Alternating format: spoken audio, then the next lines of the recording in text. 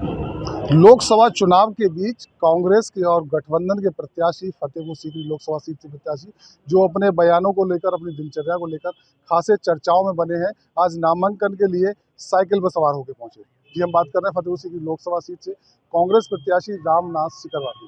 फौजी बाबा के नाम से मशहूर और अपने बयानों को लेकर चर्चाओं में रहने वाले रामनाथ जी आज नामांकन के लिए पहुंचे, साइकिल से पहुंचे। क्या वजह थी कि साइकिल के साथ गठबंधन में है? इसलिए गठबंधन में हूँ इसलिए क्योंकि हम सपा, कांग्रेस और भी पार्टियों का गठबंधन है, तो साइकिल की सवारी मिली है तो जीत निश्चित ही है। हाथ का साथ मिला है तो जीत निश्चित है। दूसरा, मैं इससे पॉल्यूशन भी कम होगा, भीड़ भी कम होगी।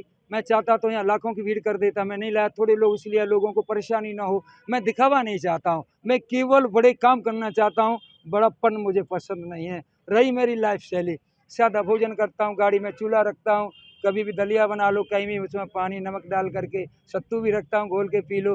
दोनों चीज़ों के टाइम नहीं तो गाजर मूली टमाटर खरीद के काट के खा लो।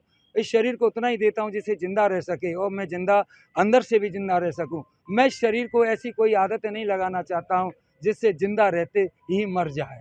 और ये शरीर तो वो चीज़ें मांगता है जो हम इसको नहीं दे सकते। अगर आपने शरीर को कंट्रोल कर लिया, विचारों को कंट्रोल कर लिया, you can do wonderful in your life.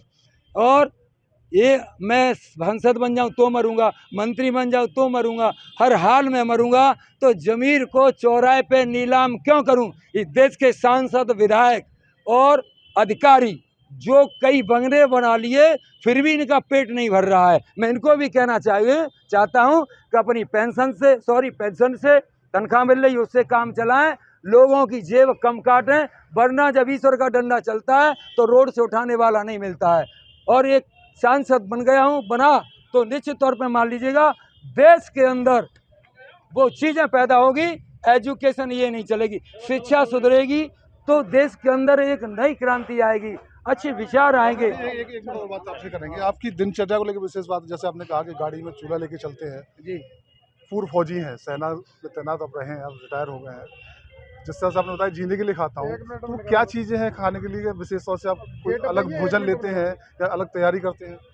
नहीं, जो भी जिंदा रहने के लिए मिल जाए। जैसे अभी बताया था, खिचड़ी बड़ी आराम से बन जाती है, उसमें नमक डाल दो, पानी ला दो, गर्म कर लो, आराम से खा लो। मठा मिल जाए तो उससे खा लो, दूध मिल जाए उससे खा लो, कुछ नहीं मिला तो ऐसे ही खा लो। देखो, जीव का स्वाद करोगे और तो कुछ नहीं हो सकता है। केवल जिंदा रहने के लिए खाइए।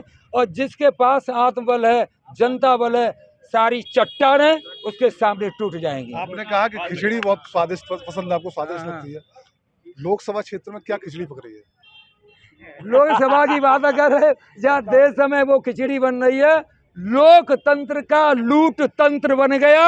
गोरे अंग्रेज गए, काले अंग्रेज पैदा हो गए हैं। अगर संसद में गया तो संसद तक काले अंग्रेजों को बताऊंगा, जनता को कहूंगा कि जो बेईमान सांसद है, जो बेईमान विधायक है, जो बेईमान अधिकारी है, जाने 10 कोठियां बनाइए। ये सिस्टम पैदा करूंगा। एजुकेशन नंबर 1 की होगी, इलाज नंबर 1 का होगा और देश जानेगा।